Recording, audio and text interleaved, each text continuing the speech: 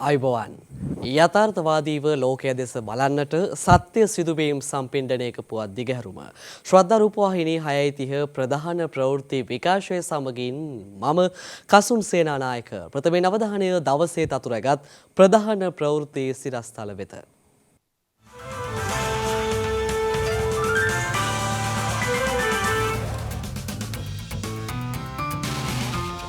එළැඹෙන උත්සව සමයේ විදුලි කප්පාදුව සීමා කිරීමේ සැලැස්මක්. අධිභාර පනත් කෙටුම්පත සංශෝධන සහිතව සම්මත කෙරේ. උත්සව සමයේ ගම්බිම් බලා යන ජනතාවට හෙට සිට විශේෂ ප්‍රවාහන සේවාවක්. ඉදිරියේදී යුක්‍රේනයට නේටෝ සහය අහිමිවන ලකුණු.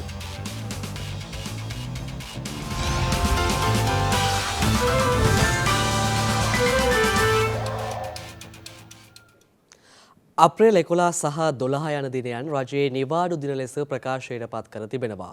එමෙන්ම ඊට සමගාමීව විශේෂ දුම්රිය කිහිපයක්ද ධාවනයට එක් කරන බවයි දුම්රිය දෙපාර්තමේන්තුව සඳහන් කළේ. උත්සව සමය වෙනුවෙන් ගම්බිම් බලා යන ජනතාවට හෙට සිට ලබන 15 වනදා දක්වා විශේෂ බස් රථ සේවාවක් ක්‍රියාත්මක වන බව ජාතික ගමනාගමන කොමිෂන් සභාව පවසනවා. කොළඹ බැස්ටියන් මාවත ප්‍රධාන බස් පර්යන්තයට අමතරව කඩවත කඩුවෙල සහ මාකුඹර බහුවිධ ප්‍රවාහන මධ්‍යස්ථානය තුළද මෙම විශේෂ ප්‍රවාහන සැලැස්ම ක්‍රියාත්මක බවයි එම කොමිෂන් සභාව සඳහන් කළේ. අධීර දෙකක් යටතේ ක්‍රියාත්මක මෙම විශේෂ බස් රථ සේවාවේ දෙවන අධීර යටතේ මගේ ඉල්ලුමට සරිලන පරිදි යළි පැමිණීමට බස් සේවා යෙදවීමටද සැලසුම් කර තිබෙනවා. කෙසේ වෙතත් ලංකා පෞද්ගලික බස් හිමියන්ගේ සංගමේ සභාපති ගැමුණු විජේරත්න මහතා සඳහන් කළේ එළැඹෙන සෙනසුරාදා සහ ඉරිදා දිනවලදී පෞද්ගලික බස් රථ සඳහා ඩීසල් නොලැබුණහොත් උත්සව සමයේ ප්‍රවාහන සේවා ක්‍රියාත්මක කිරීම ගැටලු සහගත වනු ඇති බවයි. පෞද්ගලික බස් රථ සේවාව මේ වන විට පූර්ණ විදියට කඩා වැටලා තියෙනවා. ප්‍රදේශ ගණනාවක බස් ධාවනය කරන්නේ නැහැ. ඒ වගේම දුර ගමන් සේවා පූර්ණ විදියට ඇලහිටලා තියෙනවා. මේ විදියට ගියොත් අපිට වෙන්නේ අවුරුදු සමයේ ගමට යන මගීන්ට බස් ධාවනය කරන්න හම්බ වෙන්නේ නැහැ. ගමට යන කට්ටිය ඉන්නවා නම් කරුණා කරලා ඉක්මනටම සෙනසුරාදා ඉරිදා දිනයන් වල බස් රථ වලට යන්න කටයුතු කරන්න.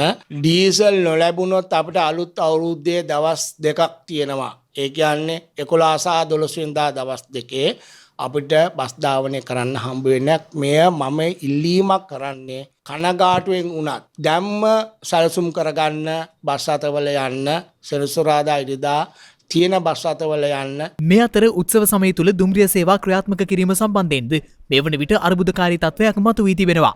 කෙසේ වෙතත් උත්සව සමයේ දුම්රිය සේවා අවලංගු කර ඇති බවට පැතිර යන ප්‍රචාර අසත්‍ය බව දුම්රිය දෙපාර්තමේන්තුව සඳහන් කළා. එම දෙපාර්තමේන්තුවේ ගමනාගමන අංශයේ නියෝජ්‍ය සාමාන්‍ය අධිකාරී ගාමිණී සෙනවිරත්න මහතා සඳහන් කළේ දුම්රිය විශාල ප්‍රමාණයක් උත්සව සමයේ ධාවනයට යෙදීමට පියවර ගන්නා අතර එම දුම්රිය ලයිස්තුව අද ප්‍රකාශයට පත් කරන බවයි. එළඹෙන 8 වෙනි දින සිට අලුත් අවුරුදු සඳහා ගමන් ගන්නා දුම්රිය මගින් වෙනුවෙන් දැනට තියෙන ශීඝ්‍රගාමී සහ නගරාන්තර සියලු දුම්රියක් ධාවනය කිරීමට කටයුතු කරලා තියෙනවා. මීට අමතරව විශේෂ ශීඝ්‍රගාමී දුම්රිය දෙකක් දැනට සූදානම් කරලා තියෙනවා. මේ 8 වෙනිදා ඉඳලා ක්‍රියාත්මක වෙනවා. කංකසන්තුරේ යාපනයේට සහ බදුල්ල බලා ධාවනය කිරීමට. මීට අමතරව අපි මගින් වැඩිවීම යන මාර්ග බලලා ඒ සඳහා වෙනම දුම්රිය කිහිපයක් ලැහැත්ති කරලා තියෙනවා. මගින් තදබදයේ වැඩි වූ අවස්ථාවක ශනිකවම ඒ දුම්රිය ධාවනය කිරීමට. මේකත් අමතරව අපි සෑම දුම්රියකම වගේ මැදිරි ප්‍රමාණය වැඩි කරලා තියෙනවා මගින්ට පහසුවක් ලබා දීම නිසා. මම විශේෂයෙන්ම මගින්ගේ ඉල්ලීමක් කරන්න කැමතියි මේ තදබල අවස්ථාවේදී ඔබගේ වටිනා මුදල් පසුම්බිය සහ බඩු බාහිරදී රත්තරන් උපකරණ පිළිබඳව දැඩි අවධානයෙන් සිටින්න. ඊළඟට වේදිකාවට දුම්රියක් පැමිණලා නවත්වන තුරු දුම්රියක ගොඩ නොවන ලෙසත් මම කාර්යනිකව ඉල්ලා සිටින්න කැමතියි. මේ අතර උත්සව සමය වෙනුවෙන් ගම්බිම් බලා යන ජනතාවට හෙට සිට විශේෂ බස් රථ සේවාවක් ක්‍රියාත්මක වන බව ජාතික ගමනාගමන මණ්ඩලය පවසනවා. මේ වැඩසටහන සඳහා ශ්‍රී ලංකා ගමනාගමන මණ්ඩලයේ බස් රථ දුම්රිය දෙපාර්තමේන්තුවේ දුම්රිය සමග ඒකාබද්ධ වැඩසටහනකට යන්නට බලාපොරොත්තු වෙනවා. දුම්රිය දෙපාර්තමේන්තුවේ දුරගමන් සේවා දුම්රිය වලින් ඒ ප්‍රදේශවලට යන අය ප්‍රවාහනය කිරීමටත් ශ්‍රී ලංකා ගමනාගමන මණ්ඩලයේ ප්‍රාදේශීය ඩිපෝ වලට අපි මේ වන විට අවශ්‍ය උපදෙස් ලබා දීලා තියෙනවා. ඊට අමතරව කොළඹ සිට ගම්මින් බලා යන මගී ජනතාව සඳහා බස් රථ වැඩි කිරීමක් අපි සිදු කරලා තියෙනවා. බස් රථ 4000ක් පමණ වැඩි කරන්නට අපි බලාපොරොත්තු වෙනවා. ඒ සඳහා එයින් හෙට දිනේ ඉඳලාම බස් රථ සඳහා කොළඹට පැමිණෙන මගේ ජනතාවට අවහිරකින් තොරව ගමන් කිරීමට සැලැස්වීම තමයි අපේ බලාපොරොත්තුව. ඒ වගේම මේ කාල සීමාව අවසන් වුණාට පස්සේ නැවත කොළඹට ගෙන්වා ගැනීමටත් ඒ ආකාරයටම වැඩසටහනක් සකස් කරලා තියෙනවා. මේ සඳහා විශේෂ මෙහෙයුම් මැදිරියක් ශ්‍රී ලංකා ගමනාගමන මණ්ඩලයේ ප්‍රධාන කාර්යාලයේ පිටවල තියෙනවා. අද දිනේත් පැය 6යි විනාඩි 30ක විදුලි කප්පාදුවක් සඳහා මහජන උපයෝගිතා කොමිසම විසින් විදුලි බල මණ්ඩලයට අවසර ලබා දී තිබෙනවා. එමෙන්ම මහජන උපයෝගිතා කොමිසම සඳහන් කළේ උත්සව සමය තුල විදුලි විසන්ධි කිරීමක් සිදු නොකිරීමට අපේක්ෂා කරන බවයි. ඉන්දිය ණය පහසුකම යටතේ දිවයිනට පැමිණි පෙට්‍රල් මෙට්‍රික් ටොන් 36000ක නෞකාවෙන් තෙල් ගොඩබෑමේ කටයුතු මේ වන විට ආරම්භ වී තිබෙනවා. ශ්‍රී ලංකාවේ ඉන්දිය මහ කොමසාරිස් කාර්යාලය ට්විටර් පණිවුඩයක් නිකුත් කරමින් සඳහන් කළේ ඒ සමග ඩීසල් මෙට්‍රික් ටොන් 40000ක නෞකාවක්ද පැමිණ තිබූ බවයි. ඒ අනුව මේ වන විට ඉන්දියාව ශ්‍රී ලංකාව වෙත ලබා දී ඇති විවිධ වර්ගයේ ඉන්ධන ප්‍රමාණය මෙට්‍රික් ටොන් 2,70,000ක් වනවා. එමෙන්ම ඩීසල් මෙට්‍රික් ටොන් 35,000ක් රැගෙන පැමිණි නෞකාවට ඩොලර් මිලියන 52ක මුදලක් මේ වන විටත් ගෙවන්න නොමැති බැවින් දිවයිනට ආසන්න මුහුදේ ඒ නැංගුරම්ලා ඇති බවයි වාර්තා වන්නේ. කෙසේ වෙතත් ඉදිරි දින කිහිපයට අවශ්‍ය ඩීසල් ඛනිජ තෙල් සංස්ථාව සතුව පවතින බව එහි ප්‍රකාශකයෙකු සඳහන් කළා. මේ අතර ඒ සිට එල් දක්වා කලාප 12ට පෙරවරු 8 සිට පස්වරු 5 දක්වා පැය 4ක්ද පස්වරු 5 සිට රාත්‍රී 7:30 දක්වා පැය 2 මිනිත්තු 30ක්ද විදුලි කප්පාදු කරන බව ලංකා විදුලි බල මණ්ඩලය සඳහන් කළා. එමෙන්ම P සිට W දක්වා කලාපවලට පෙරවරු 10 සිට පස්වරු 6 දක්වා පැය 4ක් සහ පස්වරු 6 සිට රාත්‍රී 11 දක්වා පැය 2 මිනිත්තු 30ක්ද විදුලිය කප්පාදු කෙරෙනු ඇති. විදුලි කප්පාදුව ඉදිරියේදී දීර්ඝ වෙයිද අඩුවීමක් වෙයිද කොහොමද? පැය 6මාර විදුලි කප්පාදුව මේ සුමානේ සිකුරාදා දක්වා තියෙනවා. ඊට අමතරව සති අන්තයේදී අපිට තියෙන ඉල්ලුම අඩු වෙන නිසා විදුලි කප්පාදුව ඊට වඩා අඩු කිරීමේ හැකියාවක් තියෙනවා. ඉන්දියන් ක්‍රෙඩිට් ලයින් එකෙන් අපිට අවශ්‍ය ඩීසල් ප්‍රමාණය ලැබෙනවා. ඒ වගේම අපි දන්නවා සුමානයක් විතර ඇංක කරලා තිබු ඩීසල් නෞකාවට අද සල්ලි වෙන් කරා කියලා අපිට ආරංචියක් ලැබුණා. ඒක අපි හිතනවා ඉදිරි අනාගතයේදී අවුරුද්ද එන නිසා විදුලි කප්පාදුව අවම කරලා මහජනතාවට කිසියම් හෝ සහනයක් ලබා දීම තමයි මහජන උපයෝගිතා කොමිසමේ මූලික කාර්යය වෙන්නේ. ඒ සඳහා අවශ්‍ය පසුබිම සකස් වෙනවා. වර්ෂාව ටිකින් ටික අපිට ලැබෙනවා. අලුත් අවුරුද්දේ ජනතාවට කලුවරේ ඉන්න වෙයිද? අපි බොහෝ දුරට අපේක්ෂා කරනවා අලුත් අවුරුදු දවසේ විදුලිය විසන්ධි කිරීමකින් තොරව යන්න. මේ අතර වෙළඳ පොලේ විකිණීමට ඇති ගෑස් සිලින්ඩර නියමිත මිල ගණන් වලට වඩා වැඩි මිලකට අලෙවි කරනු ලබන බවට පැමිණිලි ලැබී ඇති බව පාරිභෝගික කටයුතු පිළිබඳ අධිකාරිය සඳහන් කළා. නිවේදනයක් නිකුත් කරමින් ඔවුන් සඳහන් කළේ අලෙවි නියෝජිතයන් විසින් ගෑස් අලෙවි කරනු ලබන මිල ගණන් පැහැදිලිව පාරිභෝගිකයාට පෙනෙන අයුරින් ප්‍රදර්ශනය කළ යුතු බවයි.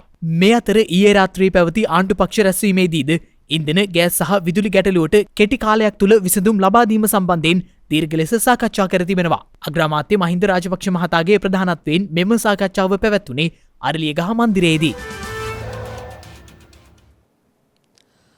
අධිභාර බදු පනත් කෙටුම්පත අද පාර්ලිමේන්තුවේදී සංශෝධන සහිතව ඡන්ද විමසීමකින් තොරව සම්මත වුණා.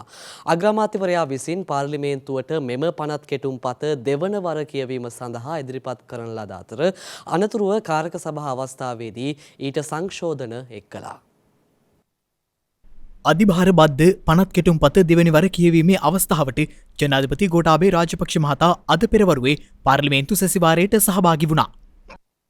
ජනතාව දන්නේ භාණ්ඩවල හිඟකම සහ භාණ්ඩවල මිල ඉහළ යාම පිළිබඳ. ඒ නිසා ඒ අය පාරට එනකොට මේකට ආර්ථික උත්තර මේ පාර්ලිමේන්තුව ඇතුළේ දීලා පළක් නැහැ. ඒකට අපි උත්තරයක් වෙනවා නම් මේ පාර්ලිමේන්තුවේ අපි පක්ෂ විපක්ෂ සියල්ලන්ටම ලොකු වගකීමක් තියෙනවා මේ මුදල් පාලනය පිළිබඳ සොයා බලන්න. ඉස්සරහ කමිටු ගණනාවක් ඔබතුමා පත් කළා තියෙනවා. අද අපි ඉදිරිපත් කරනවා අධිකාර බද්ධ මනත් කෙටුම්පත සුරාබදු ආඥා පනතයේ නිවේදන සහ වරායේ ගුවන්තොටුපළ සංවර්ධන බදු පනතයේ නියමය. මම මේ පාර්ලිමේන්තුවේ අහලා තියෙනවා බදු පැනවීම වැරදි කියලා තර්ක කරපු කාලයක් තිබුණා.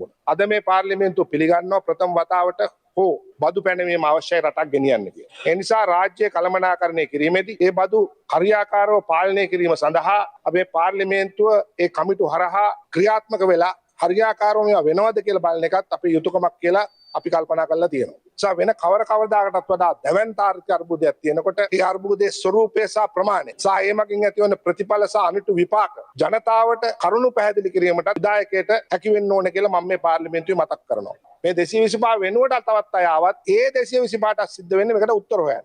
ගරු කතානායකතුමා මේ අධිභාර බද්දට අපි දැඩිව විරුද්ධ වුණා. ඒ විරුද්ධ වුණේ අර්ථසාධක අරමුදල මත පනවලා තිබිච්ච ඒ බද්ද සම්බන්ධයෙන්. ඊට පස්සේ අපේ පක්ෂයේ මහලේකම්තුමා ශ්‍රේෂ්ඨාධිකරණයේ නඩුවක් ගොනු කරා. ඒ නඩුවේදී අපි ඉල්ලුවා යම් යම් අරමුදල් වලට මේ බද්ධ පනවන්න එපා කියලා ඒක ඒ අරමුදල් ටික කියවන්නම් employees provident fund employees trust fund Sri Lanka Telecom Provident Fund National Insurance Trust Fund Bank of Ceylon Trust Fund ඊළඟට තිබුණා Ceylon Electricity Board Provident Fund University Provident Fund Mercantile Services Provident Fund Bank of Ceylon Provident Fund HNB Employees Provident Fund Bank People's Bank Provident Fund සහ Central Bank Provident Fund කියන ආයතන ජනතාවගේ අත්‍යවශ්‍ය භාණ්ඩ හා සේවා ලබා දීම සහ පඩි ගෙවීම සඳහා මුදල් අවශ්‍ය වෙන බව අපි දන්නවා.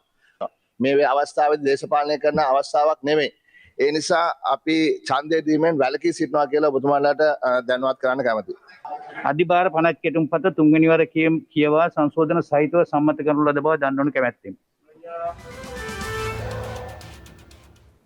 බහුපාර්ශවික කටයුතු සහ ණය තිරසාරභාවය පිළිබඳව ආර්ථික විශේෂඥතාවය පිළිබඳ කණ්ඩායමක් පත් කිරීමට ජනාධිපති ගෝඨාභය රාජපක්ෂ මහතා පියවරගෙන තිබෙනවා. නිවේදනයක් නිකුත් කරමින් ජනාධිපති මාධ්‍යංශය ප්‍රකාශ කළේ බහුපාර්ශ්වික කටයුතු සහ ණය තිරසර භාවය පිළිබඳව ජනාධිපතිවරයා පත් කළ ආර්ථික විශේෂඥතාව පිළිබඳ කණ්ඩායමට ශ්‍රී ලංකා මහ බැංකුවේ හිටපු අධිපති සහ පොදු රාජ්‍ය මණ්ඩලීය මහලේකම් කාර්යාලයේ ආර්ථික කටයුතු අංශයේ හිටපු අධ්‍යක්ෂ ආචාර්ය ඉන්ද්‍රජිත් කුමාරස්වාමි මහතා ඇතුළත් බවයි. එමෙන්ම ජෝර්ජ් ටවුන් විශ්වවිද්‍යාලයේ සංවර්ධන පරිචය පිළිබඳ මහාචාර්ය සහ ලෝක බැංකුවේ හිටපු ප්‍රධාන ආර්ථික විද්‍යාඥ මහාචාර්ය ශාන්තා දේවරාජන් මහතාත් ආයතනීය ධාරිතා සංවර්ධන ආයතනයේ හිටපු අධ්‍යක්ෂ සහ IMF හි අප්‍රිකානු දෙපාර්තමේන්තුවේ හිටපු නියෝජ්‍ය අධ්‍යක්ෂ ආචාර්ය ශාමිනී කුරේ මහත්මියද එම උපදේශක කණ්ඩායමේ සමාජිකයන් ලෙස කටයුතු කරනු ලබනවා. ජනාධිපතිවරයා හමු වූ එම උපදේශක කණ්ඩායමේ සමාජිකයන් විසින් ජාත්‍යන්තර මූල්‍ය අරමුදලේ වැඩසටහන ඉදිරියට ගෙන යාම සහ අදාළ අවශ්‍යතාව වෙනුවෙන් නිරන්තර සංනිවේදන කටයුතු පවත්වා ගැනීම ඇතුළු ප්‍රධාන කරුණු සාකච්ඡාවට ලක් කර තිබෙනවා. ජාත්‍යන්තර මූල්‍ය අරමුදල සමග සම්බන්ධ වී සිටින ශ්‍රී ලාංකික ආයතන හා නිලධාරීන් සමග සාකච්ඡා කිරීම වර්තමාන ණය අර්බුදයට පිළියම් යෙදීමට සහ තිරසර ලෙස ශ්‍රී ලංකාව ප්‍රකෘතිමත් කිරීම සඳහා අවශ්‍ය මඟ පෙන්වීම් ලබා දීම ජනාධිපති උපදේශක කණ්ඩායමට පැවරී ඇති වගකීමක් බවයි ජනාධිපති මාධ්‍යංශය නිකුත් කළ නිවේදනයේ දැක්වෙන්නේ. මේ වන විට දිවයිනේ අත්‍යවශ්‍ය ඖෂධ වර්ග 140ක පමණ හිඟයක් පවතින බව ඖෂධ නිෂ්පාදන සැපයුම් හා නියාමන රාජ්‍ය අමාත්‍යාංශයේ ලේකම් RMS රත්නායක මහතා පවසනවා. කෙසේ වෙතත් ඒ මහතා වැඩිදුරටත් සඳහන් කළේ මේ වන විටත් එම ඖෂධ තොග ලැබෙමින් පවතින බවයි. ජීවිතාරක්ෂක ඖෂධ 5ක් හිගයක් තිබෙනවා. ඒ වගේම අත්‍යවශ්‍ය ඖෂධ 140ක් විතරක් හිගයක් මේ වෙනකොට තිබෙනවා. ඊට අමතරව අපේ ඖෂධ සාමාන්‍යයෙන් 1325ක් විතර තියෙනවා අපේ රෝහල් සඳහා ඖෂධ ඉදිරිපත් කිරීම. ඒයින් 140ක් තමයි හිගයක් තිබෙන්නේ. මේ වෙනකොට අද උදේ වෙනකොට අපිට ඒ පහෙන් ඖෂධ වර්ග දෙකක් ලැබුණා. ඒනකොට අපිට ස්ටෙප්ටොකයිනස් කියන බෙහෙතත් කෙනෙට්‍රොපේස් කියන බෙහෙතත් තමයි මේ වෙනකොට හිගතාවයක් තිබෙන්නේ. අපි බලාපොරොත්තු වෙනවා ටෙනට්‍රොපේස් බෙහෙත හෙට හම්බේ කියන එක. මේ ගැටලුවට ප්‍රධානම හේතුව තමයි අපේ මේ වෙනකොට රටේ ඩොලරේ අගය ඉහළ යාම නිසා අපිට ණයවර ලිපි ප්‍රමාදය නිසා තමයි මේ ගැටලුව ඇති වෙලා තිබෙන්නේ. ඒකට මේ වෙනකොට අපිට ඩොලර් මිලියන 14ක ණයවර ලිපි නිකුත් කරා ගිය සිකුරාදා. ඉතින් ඒ බෙහෙත් ටික ලැබෙන්න අපිට තව මාසයක් දෙකක් විතර යනවා. එතකොට ඊට අමතරව අපේ සමහර ඖෂධ වර්ග තිබෙනවා තොග තත්ත්වයේ මාස දෙකකට අඩු ප්‍රමාණයක් තිබෙනවා. ඊට පස්සේ මාස 3කට අඩු ප්‍රමාණයේ 59ක් තිබෙනවා. මාස දෙකකට අඩු ප්‍රමාණයේ තිබෙන්නේ සාමාන්‍යයෙන් 49ක් විතර. ඒක නිසා අපි විශේෂඥ වෛද්‍යවරුන්ටත් ඒ වගේම මේ රෝග සඳහා නිකුත් කරන වෛද්‍යවරුන්ට උපදේශක් ලබා දුන්නා. විශේෂයෙන්ම මේ අවස්ථාවේ මේ තත්ත්වය සලකලා බලලා තමන්ගේ රෝහල් වල ඖෂධ කළමනාකරණය කරගන්න කියන එක. මොකද අපි විශේෂයෙන්ම සමහර විට අපිට මාසයක් පුරාම සායන වලින් ඖෂධ දෙකක් දෙන්න බැරි වෙයි. මාසයකට අඩු කරන්න වෙන්න පුළුවන් වෙයි ඉස්සරහට මේ තොග තත්ත්වයේ මත. ඒ වගේම සමහර ඖෂධ තියෙනවා OPD එකෙන් ලබා දෙනකොට අපිට පැරසිටමෝල් වගේ ඖෂධයක් දවස් 3කට පැරසිටමෝල් දෙන්න නැතුව ඒක සීමා කරන්න පුළුවන් දවස් 2කට වගේ දීලා ඉන්දියන් ක්‍රෙඩිට් ලයින් එක මගින් ඖෂධ විශාල ප්‍රමාණයක් මේ වෙනකොට අපි ඇනෝම් නිකුත් කරලා තියෙනවා. අපි බලාපොරොත්තු වෙනවා තව ඉදිරි සති දෙක තුල සමහර ඖෂධ අපිට ලැබෙයි කියන එක. අත් වශයෙන්ම රෝගීන් බිය යුතු නෑ. රෝගීන්ට අත්‍යවශ්‍යම ඖෂධ ප්‍රමාණය 600ක් විතර. ඒ 600න් 140ක් තමයි අවම ප්‍රමාණය තියෙන්නේ. ඒ නිසා තමයි අපි මේවා දැන් අපි කළමනාකරණය කරන්න උපදෙස් දීලා තිබෙන්නේ. ඊයේ දිනේ මෙරට දෛනික කොවිඩ් ආසාදිතයින් සංඛ්‍යාව 100ට වැඩි අගයක පැවතියා. එමෙන්ම ඊයේ දිනේ මෙරටින් වාර්තා වී ඇත්තේ එක් කොවිඩ් ආසාදිත මරණයක් පමණක් බවයි සෞඛ්‍ය අංශ සඳහන් කළේ.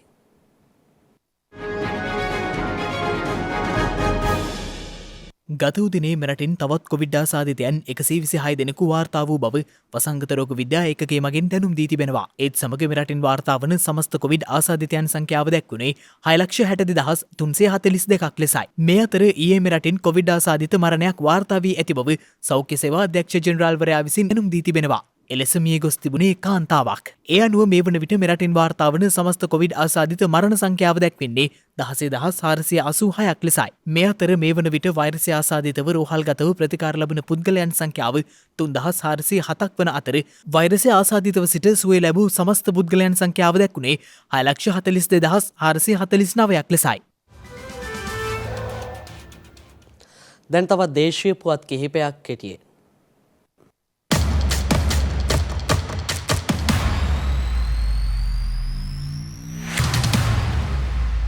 දිවයිනේ පහළ වායුගෝලයේ පවතින කැළඹිලි ස්වභාවය හේතුවෙන් ඉදිරි දින කිහිපයේදී දිවයිනේ බොහෝ ප්‍රදේශවල වැසි තත්ත්වයේ වර්ධනයක් අපේක්ෂා කළ හැකි බව කාලගුණ විද්‍යා දෙපාර්තමේන්තුව පවසනවා. එම දෙපාර්තමේන්තුව සඳහන් කළේ හෙට අනිද්දා සහ දසවැනිදා මෙලෙස වැසි තත්ත්වයේ වර්ධනයන් අපේක්ෂා කරන බවයි. මේ අතර දිවයිනේ බොහෝ ප්‍රදේශවලට අද පස්වරුවේ මිලිමීටර් 100 ඉක්ම වූ තද වැසිද ඇතිවිය හැකි බව කාලගුණ විද්‍යා දෙපාර්තමේන්තුව ප්‍රකාශ කළා. රජය සහ රජයේ අනුමත සියලු පාසල්වල තෙවැනි වාරයේ පාසල් නිවාඩුව අද සිට ආරම්භ බව අධ්‍යාපන අමාත්‍යාංශය ප්‍රකාශ කළා. ඔවුන්ට නැවත පළමු වාරයේ සඳහා පාසල් ආරම්භ කරනුයේ එළඹෙන අප්‍රේල් මාස 18 වැනි සඳුදා දිනයේ. මේ අතර ලබන වාරයේ සිට පාසල් වේලාව පැයකින් දීර්ඝ කිරීමට අධ්‍යාපන අමාත්‍යාංශය තීරණය කර තිබෙනවා. ඒ අනුව පාසල් පැවැත්වෙන කාලය පැයකින් දීර්ඝ කිරීම එළඹෙන අප්‍රේල් මාස 18 වනදා සිට ක්‍රියාත්මකයි. මෙම වසරට අදාළ විෂය නිර්දේශයන් ආවරණය කිරීම සඳහා දින 139ක් වැනි සීමිත කාලයක් පැවතීම මෙම තීරණයට හේතු වී තිබෙන අතර වේලාව පැයකින් දීර්ඝ කිරීම හරහා දින 20ක පමණ අමතර ඉගැන්වීම් කාලයක් ලබා ගැනීමට හැකිවන බව අමාත්‍යාංශයේ අපේක්ෂාව වනවා. වේලාව දීර්ඝ කිරීමෙන් පසුවත් විෂය නිර්දේශ ආවරණය කරගත නොහැකි වන්නේ නම් තෙවැනි වාරයේදී සෙනසුරාදාවන්හි පාසල් පැවැත්වීම කෙරෙහිද අමාත්‍යාංශය අවධානය යොමු කර තිබෙනවා. කල්දැමුණු මෙවර දහම් පාසල් ශ්‍රේණි විභාගය මේ මාස 24 වනදා ඉරිදා පැවැත්වීමට බෞද්ධ කටයුතු දෙපාර්තමේන්තුව විසින් තීරණය කර තිබෙනවා. ඒ අනුව බෞද්ධ කටයුතු කොමසාරිස් සුනන්ද කාර්යපෙරුම් මහතා සඳහන් කළේ දහම් පාසල් විභාග කටයුතු පැවැත්වීම සම්බන්ධයෙන් සියලු කටයුතු සූදානම් කර ඇති බවයි. එමෙන්ම එළඹෙන අප්‍රේල් මාස 24 වනදා ඉරිදා පැවැත්වීමට නියමිත දහම් පාසල් ශ්‍රේණි විභාගය පිළිබඳව ශාසන ආරක්ෂක බල මණ්ඩලයේද දැනුවත් කර ඇති බවයි බෞද්ධ කටයුතු පිළිබඳ දෙපාර්තමේන්තුව වැඩිදුරටත් සඳහන් කළේ. 2021 වර්ෂය වෙනුවෙන් ජනමාධ්‍යවේදීන් වෙත නිකුත් කළ සෑම කාණ්ඩයකටම අයත් ජනමාධ්‍ය හැඳුනුම්පත්වල වළංගු කාලය මේ මාස 30 වනදා දක්වා දීර්ඝ කර ඇති බව නිවේදනයක් නිකුත් කරමින් රජයේ ප්‍රවෘත්ති දෙපාර්තමේන්තුව සඳහන් කළා. ඒ අනුව 2022, 2023, 2024 යන තෙවසර වෙනුවෙන් නිකුත් කිරීමට නියමිත ජනමාධ්‍ය හැඳුනුම්පත් කඩිනමින් නිකුත් කිරීමට කටයුතු කරනු ලබන බවයි එම නිවේදනයේ වැඩිදුරටත් දැක්වෙන්නේ.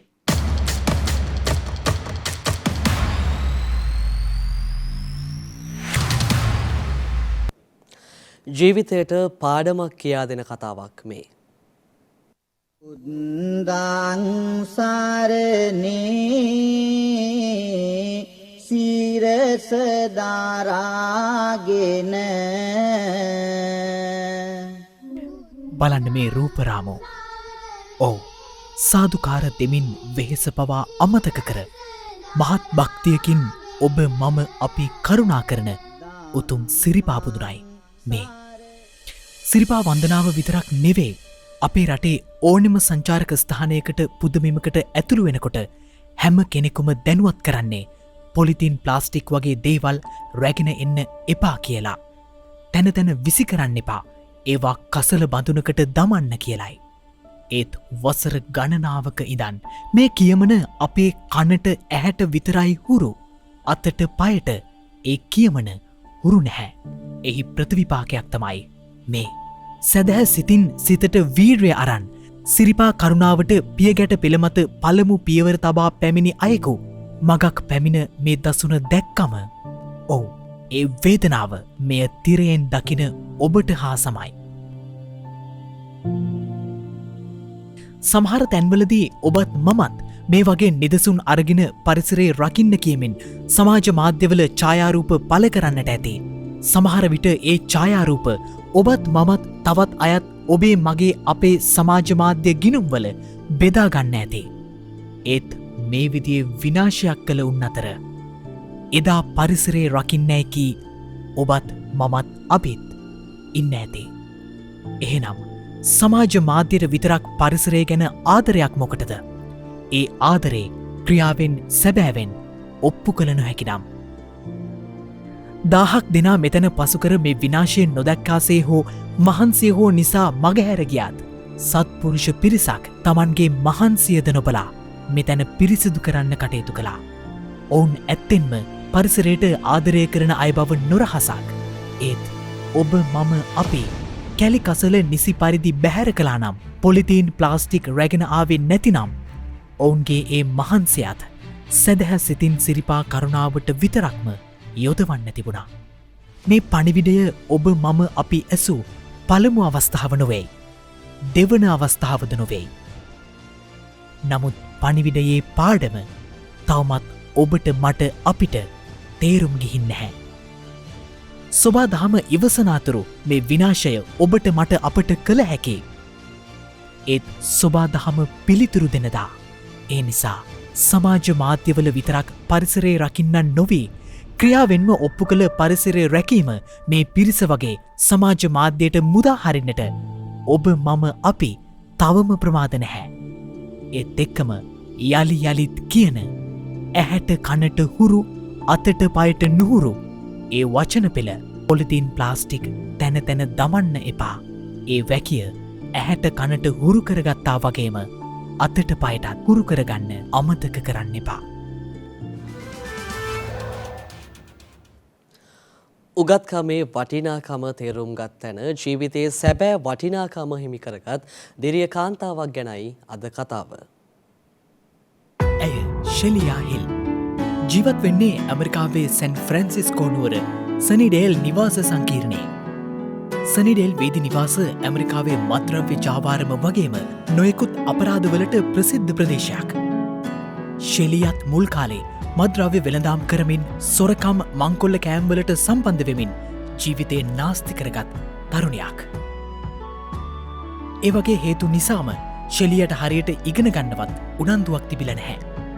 ඒත් දවසක් ශෙලියගේ පුතා ඇගෙන් ඇහුව ප්‍රශ්නයක් ශෙලියගේ මුළු ජීවිතයම වෙනස් කරන්න හේතු වුණා. අම්මා අකුරු දන්නේ නැත්තේ ඇයි?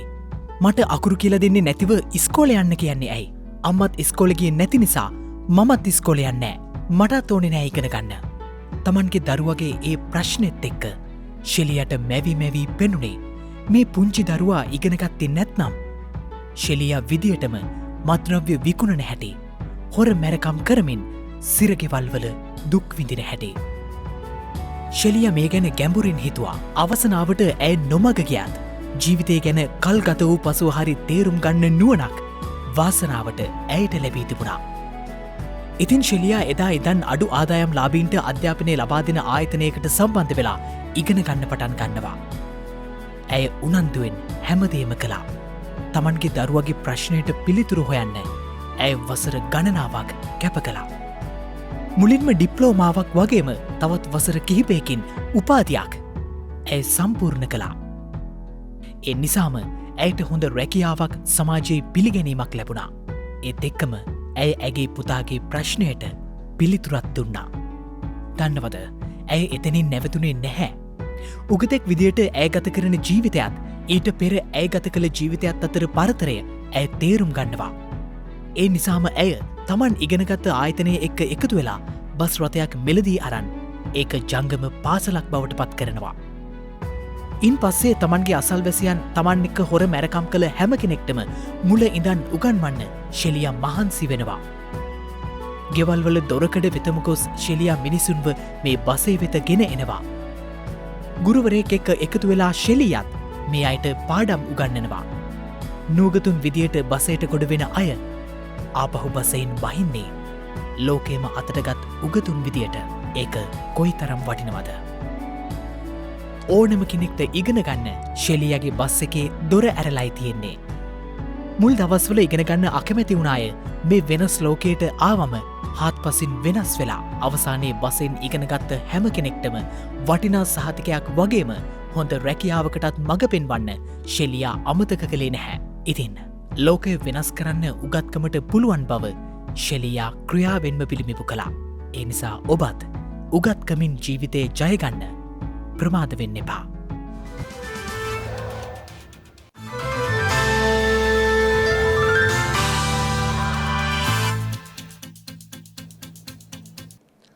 දැනවධානය විදෙස් පුවත් වෙත.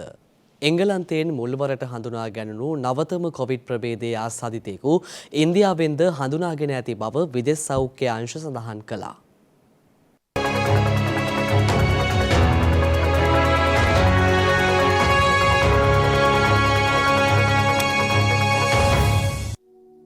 එංගලන්තෙන් මුල්වරට හඳුනා ගැනු නවතම කොවිඩ් ප්‍රබේදය වන XE නව කොවිඩ් ප්‍රබේදයේ ආසාධනය වූ රෝගියෙකු පළමුවරට ඉන්දියාවෙන් වාර්තා වී ඇති බව විදෙස් මාධ්‍ය වාර්තා කළා. ඒ අනුව එම නව කොවිඩ් ප්‍රබේදයේ ආසාදිතයා ඉන්දියාවේ මුම්බයි නගරයෙන් ඊයේ හඳුනාගත් බවයි විදෙස් සෞඛ්‍ය අංශය සඳහන් කළේ. ඒ අනුව විදෙස් මාධ්‍ය වාර්තා කළේ මෙලෙස නව ප්‍රබේදයේ ආසාදනය වී ඇති බවට වාර්තා වී ඇත්තේ 50 හැවිරිදි කාන්තාවකට වන බවයි. එමෙන්ම ඇය දකුණු අප්‍රිකාවේ සංචාරය කර පසුගිය පෙබරවාරි මාසයේදී ඉන්දියාවට පැමිණි අයෙකුද වන බව විදෙස් වාර්තාවල සඳහන් වනවා. කෙසේ වෙතත් මේ අයුරින් නව කොවිඩ් ප්‍රභේද ව්‍යාප්ත වන පසුබිමක ජනතාව තවදුරටත් සෞඛ්‍ය පිළිවෙත් වෙත මුල් තැනක් ලබා දිය යුතු බවයි ගෝලීය සෞඛ්‍ය අංශ දැනුම් දී ඇත්තේ. ලෝකයේ රටවල් තුළ වඩා වේගයෙන් සිදුවන හරිතාගාර වායු විමෝචනය අඩු නොවන්නේ නම් නොබෝ දිනකින් පෘථිවියේ උෂ්ණත්වය ප්‍රධාන අන්තරාදායක ලක්ෂයක් පසුකර යනු ඇතැයි ලොව ඉහළම දේශගුණ විද්‍යාඥයන් පිරිසක් අනතුරු අඟවා තිබෙනවා. ඒ අනුව මෙම සියවසේදී ගෝලීය උණුසුම සෙල්සියස් අංශක 2කට වඩා අඩුවෙන් තබා ගැනීමට 2015 පැරිස් සම්මුතියේදී රජයන් එකඟ වුවත් පෙර කාර්මික යුගයේ සිට දැනටමත් උෂ්ණත්වය සෙල්සියස් අංශක 1.1කින් වැඩි වී ඇති බවයි ඔවුන් අනාවරණය කර ඇත්තේ. ඒ අනුව එහි ප්‍රතිඵලයක් ලෙස හදිසි ගංවතුර අධික උණුසුම වඩාත් තීව්‍ර සුළුකුණාටු සහ දිගුකාලීන ලැබුගිනි වැනි ව්‍යසනවල මැඩිය නොහැකි වැඩිවීම උග්‍රවනු ඇති බවට ඔවුන් පෙන්වා දී තිබෙනවා. ඒ හේතුවෙන් මිනිස් ජීවිත අනතුරේ හෙළීමට මෙන්ම ඩොලර් බිලියන ගණනක් වැය කර හානි පූරණයන් කිරීමටද සිදුවනු ඇති බවයි එම විද්‍යාඥයන් වැඩිදුරටත් දැනුම් දී ඇත්තේ.